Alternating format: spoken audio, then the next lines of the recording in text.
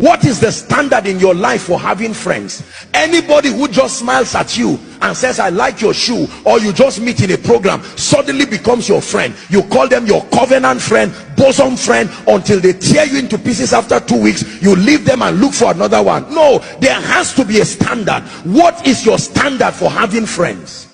I've taught you this about relationships. There are general relationships, there are seasonal relationships, but there are covenant or destiny relationships.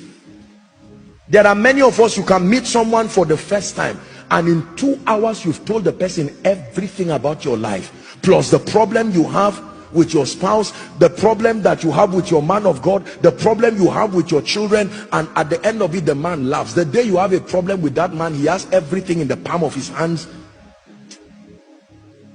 Be wise as serpents, Jesus said, and to be gentle as doves. Is someone getting wiser?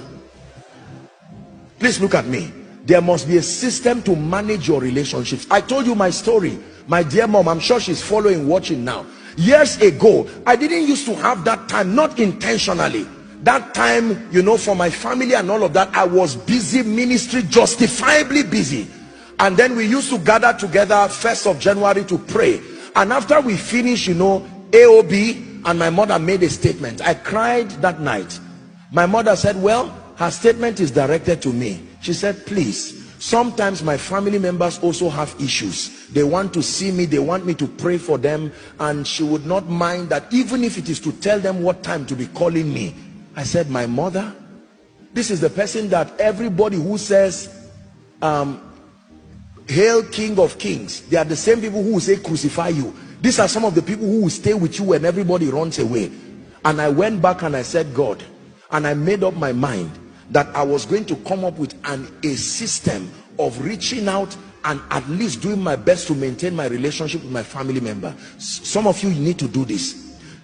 Don't generalize your relationships. Who are the 5 most important people in your life today by reason of, number 1, the spiritual contribution they bring to your life, by reason of, number 2, their dependability as friends in your life, by reason of, number 3, the level and magnitude of their financial committal to your life. Don't generalize everybody. No, it's a mistake. That's why I took out time to celebrate my precious workers. And I did that sincerely. I have taught you this here. Not everybody thinks you are a big deal. Beloved people of God, when you find people who love you sincerely and believe you are a big deal, don't ignore them. Some of you, by reason of this teaching, you need to come up with a system. Maybe once every week, every 2 weeks, every month. If I cannot see my loved ones, at least I will send them a text. I will call them. Can I tell you, especially for your parents, whether you like it or not, someday they will not be here again. Don't waste the opportunity being a celebrity around the world to people who only love your gift and not you, and forget the people that really matter in your life. It's time to reorder your life and create systems.